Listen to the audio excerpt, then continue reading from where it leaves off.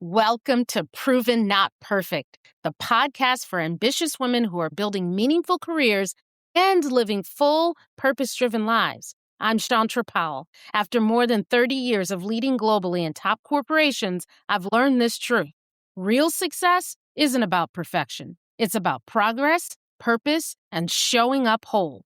Each week, I sit down with powerful women who have mastered their impact across careers, business, and leadership, while navigating faith, family, service, and self-care along the way.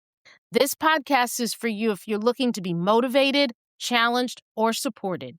Whether you're thriving where you are, pivoting into something new, or stepping into your next season of impact. Here, we spark ideas, we challenge assumptions, and we grow together.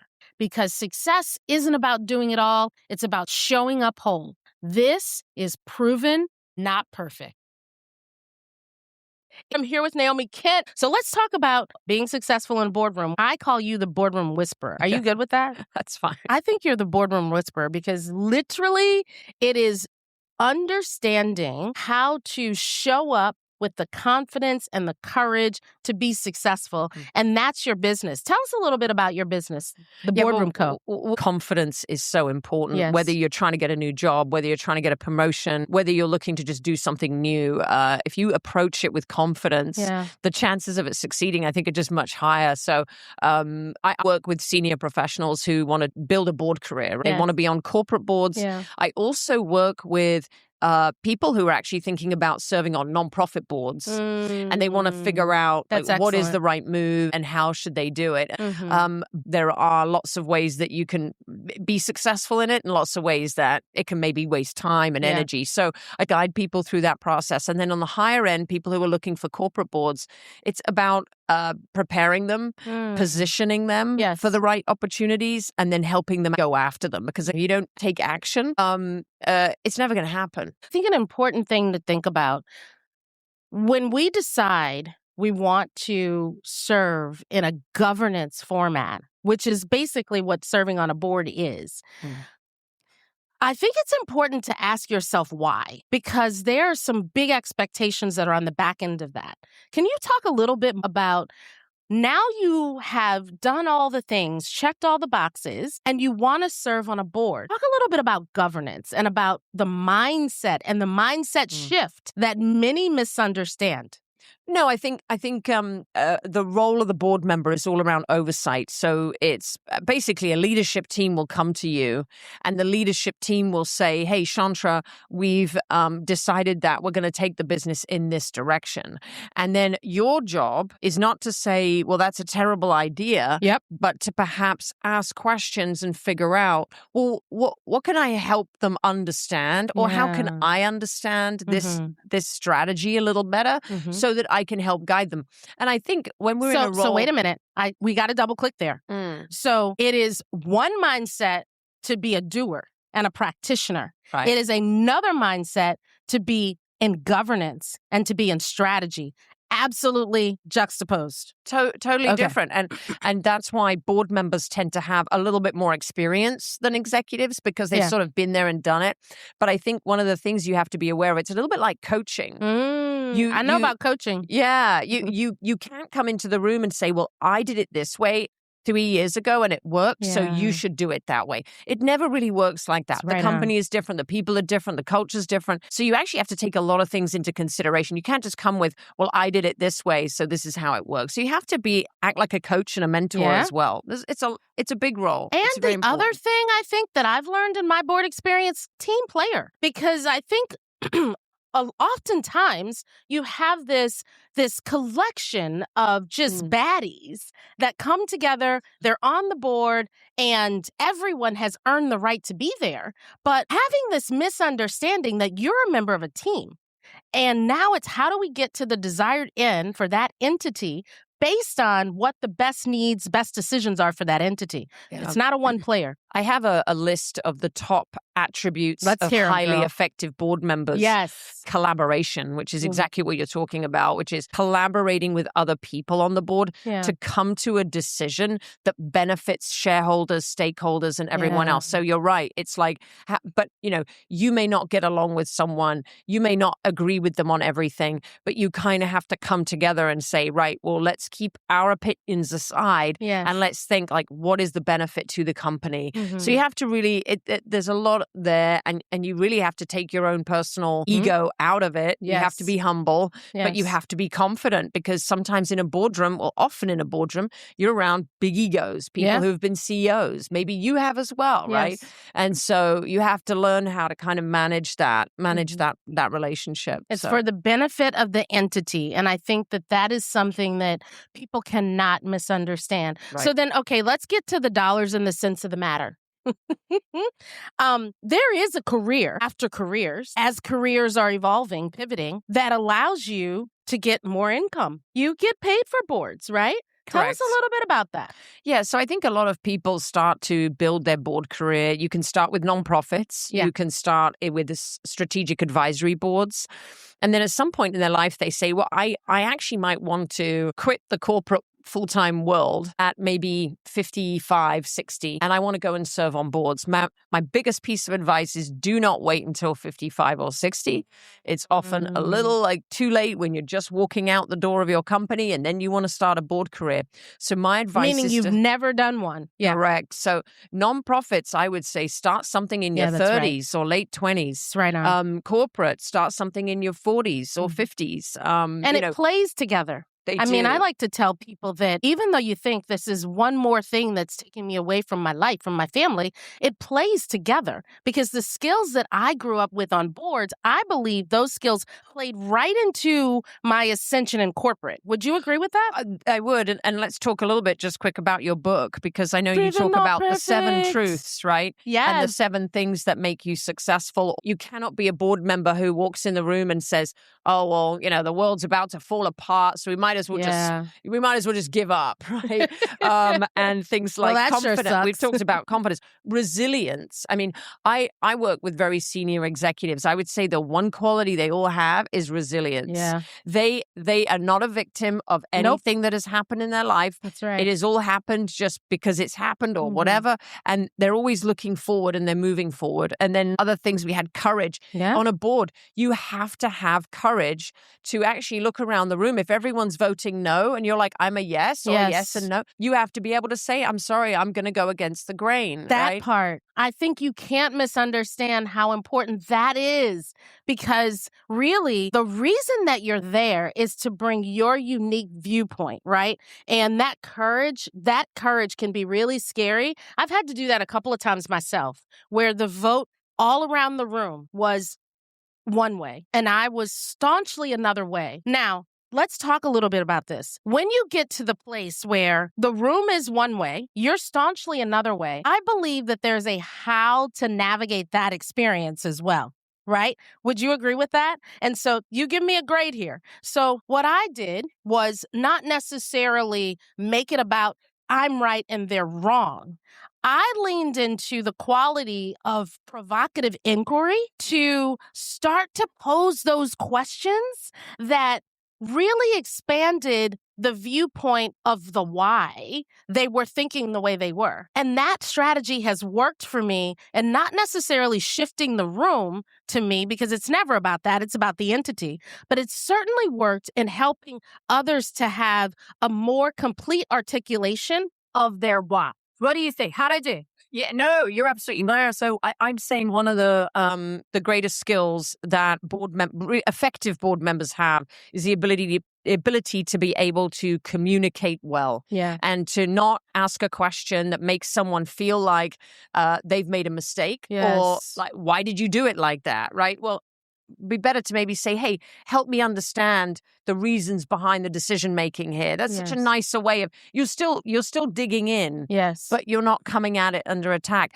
There's another tip on boards. You talked about collaboration and team. I would recommend you say we instead of I, because it's a we thing. We're all in this together. Leadership and the board. It's not me. It's not just this guy and me. Yes. And so, you do have to use the right language Absolutely. in order to get to the right. And I would say building good relationships with other board members. And again, this goes for everyone here in the room. Build great relationships with people in your company. Yeah. Spend the time one-on-one with your coworkers, because you are going to have a disagreement. There's going to come a time where there's going to be a misunderstanding. Yeah. But if I know you and I like you and I trust you, I know that maybe there's a misunderstanding there, and I'm going to assume the best option versus the worst, right? Absolutely. So No, I think that's right. I think it's really the communication part is absolutely essential. Yep. So one of the words that's on my list of learning is fortitude. Have you ever coached someone to walk away from a board experience where they didn't see themselves being a part of something that they really believed in? Have you ever coached anyone in that? Because I believe things don't always go rosy. There's been many, many people. So a lot of fraud takes place in businesses. I know we don't like to talk about it, and everyone. It's real. It is real, and it's real in not-for-profits, unfortunately, and also in for-profits. And when people identify fraudulent activity and it's not dealt with correctly, you should leave, because that's only going to backfire and come back to you. You're a fiduciary, and if they're not listening and it's not happening, then you should. So yes, I've done that a number of times. Other times it has been that a board has, and this is just human beings, right? When we get into groups, we have factions and people that are, and over time, people might be on the board because they know somebody or something like that, right? Boards are not perfect, but people have left for that reason. So they say, I'm not sure I want to be part of this group because I feel like the voting is not being done independently. So in that case, again, back out. But yes, you should absolutely back out of something. And also look for the red flags going in. And this is the same for a job. Ask those questions. For a job, a new job, look at the red flag. There are red flags usually right at the start. I love that. Yeah. All right. So we're on site at this conference, Women's Leadership Conference. So many people are starting to get ready to learn and to grow. All of the topics that are going to be on the list.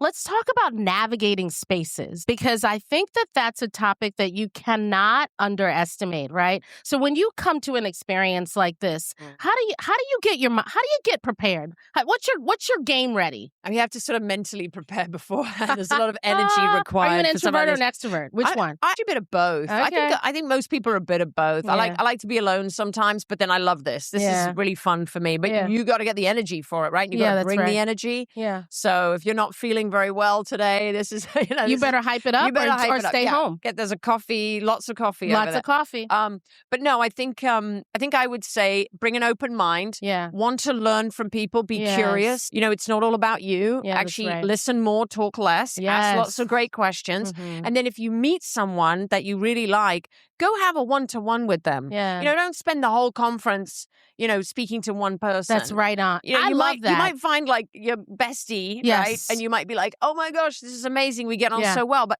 take the time to really get to know others. Everyone's really open. As I walked in the door, people were got hugs from people I didn't even know. Yes. So how'd that feel as a British woman? No, I'm actually fine with it. But I was like, oh, this is a great group of women. So the vibe here and the culture has already started. And I think that that's going to continue to go throughout the day. We just got to keep the energy up. Yeah, no, I think that's right. I think the other thing too is realizing that this is the start. Right. Yes. And I think for sure, and I already see it, the journals and the note taking and all of that. But this is the start. And I love that when you meet people, have a little bit of an internal clock that says, okay, we've made a connection. How are we going to stay connected? And then I own, you own, we own following up. But now we both need to set ourselves free to continue to go and make more connections, right? Right. I think that's right. Yeah, absolutely. And bring your business cards, have your LinkedIn ready. Make sure your LinkedIn is looking good too. Stay ready. Right. You should have done that beforehand. Yes. But LinkedIn, if you're looking for a new job, if you're looking to just make connections. And here's the other thing with making relationships. It's not a one and done, right? You have to continually build. And I think that it happens over time. Yes. I reconnect with people I've known for 10, 20 years all the time, right? And sometimes I've met them. I met someone I met on a plane, So you have to be open. You really have to be open. Yeah, so. Stay ready. Correct. Stay ready. I think that that's something that we can't downplay too. So when it comes to being an on-purpose leader, what does stay ready mean for you? What do you do? I think I, I think when you're a leader, a lot of what you do is projected, and people will copy, and people look to you to see what they should be doing. Yeah. And so it's actually one of the most important roles, and probably the scariest role, right, that you can have, because everything you do is how you're setting the culture of the business or the group, right? And I forget her name, but the woman who organized this whole thing, Katrina Hood. Yeah. So she is she's brought the energy. She right? has. She set the tone. Yeah, she's setting the tone, and I think that's what leadership is all about. But then, so you can't be a leader and walk into the office, a little tired on a Monday or on a Friday. Everyone's looking at me. So I think it's all about, I think there's a lot of responsibility. So I would say to anyone who's thinking of a leadership role, you have to be ready for that responsibility, and you have to be ready to set the tone and to set an example too.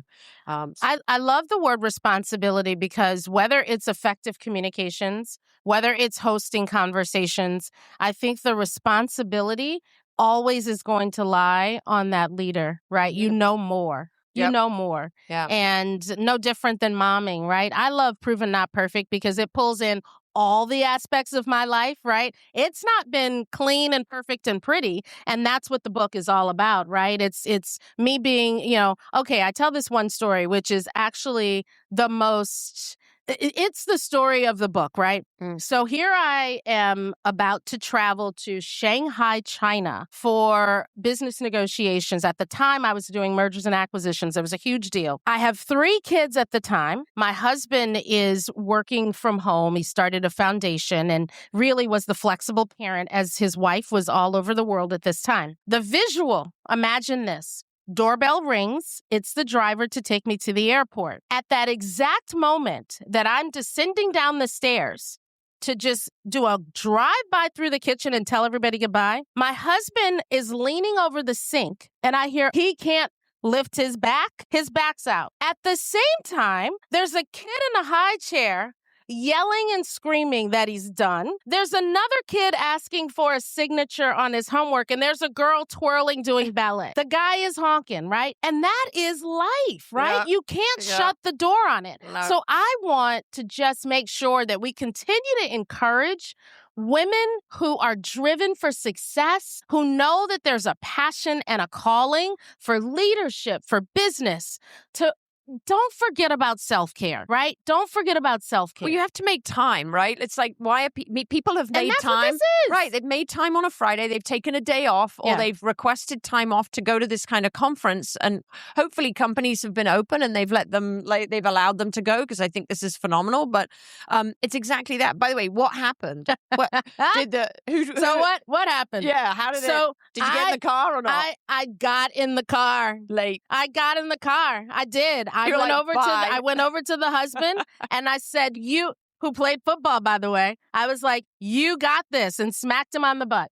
And I walked to the car, got in the car, and I might have shed a tear, because then, of course, the mom guilt takes over. Yeah. But I went and I had an amazing trip. My family was fine. But I think we've got to share those stories as women leaders, because so much of the rhetoric, especially now in a social media world, everyone sees the buttoned up, the complete. Well, they see you here now. They see you here now, and they're like, oh, wow, she's written a book. She woke up like she's this. She's done all these things. Yes. She's all this thing. Oh, this life you led must have all just been rosy all the way. Yes. And no, it's the tip of the iceberg. Yes. There's a lot underneath going on. And it's what we're doing at night to prepare, right? I mean, you say something that's wonderful. You tell a story, and I want you to tell that story, where there was a woman who sought you to help her to pursue boards, and you met her for the first time, and she did not understand that preparation and stay ready. Do you remember that story? Yeah. She was the one that showed up, and she was absolutely not prepared. Oh, yes. Okay. So, there have been actually a few of these different stories. Like more than that one. Yeah, but I can tell one in particular. So, when when actually, even for an event like this, you have to be prepared. We talked about having your LinkedIn ready. You need to have a 5-second elevator pitch. Hi, my name is, and I'm a what, right? Where do I work? Thirdly, you need to have more than 5 seconds. You need to have maybe 30. Yes. You need to be awake and alive and ready. Didn't go out last night and drink a lot, right? Like you are on it. You're on. So there's a whole load of preparation that even goes into coming to a conference and not even speaking, just being an attendee. Yeah. This particular person showed up, to an interview. They're wearing a hoodie. It was a board role. I can't even get my head around that, right? It was a large board and no preparation, no resume, no bio, no nothing. And sort of like a, well, you should want to speak to me. That's I mean, it was exactly just right. the ego there was a bit much. And so by the way, I've seen people do it with interviews too. And they've bombed the interview because they thought that they could just go get and through wing it. Right. And the company's like, you don't know anything about us. You've done absolutely no research. So, and they know. Of course, because of the way you speak and something you say. So I would say, preparation, positioning, those two are absolutely essential. And again, for an event like this or for anything that you're doing, being prepared is absolutely like you'll get promoted because of it. Like I've seen people get promoted because they do great preparation. So we're going to have to let you go because as busy women are, busy women have to go, right? There's a call. There's a call on the back end of this. But I want you to answer this question. What should the ladies be thinking about to get the most out of this experience today? I think you should be thinking, having an open mind is a big one. Being open to making new friends and new connections with a lot of people. But as I said before, I want you also to be thinking about that one-to-one meeting afterwards. Don't just come here, meet a bunch of people, connect on LinkedIn and just be done. Go get a one-to-one or even get a group of you together and go have dinner have a lunch. That's what we did. That's what I did last night. Yeah. You're awesome at that. Bring a group of people together. Yeah, bring a group of people together and reconnect because this isn't enough time to get to know somebody. No. You don't build trust by just hanging out and having breakfast, right? So I would say that. I would say keep an open mind, but remember, this is actually about your career. This is not just a bit of fun for the day, right? Yeah. So this is about learning. And they're going to learn a ton. I know that. So excellent. Well, definitely they will learn a ton if they follow you. If you're interested in corporate boards, if you are a senior leader, or if you are interested in nonprofit boards, you're early on in your career and you're figuring out how do I add to my holistic resume, man, follow Naomi Kent, the corporate boardroom, Boardroom Co. The Boardroom Company. It's the theboardroomco.com.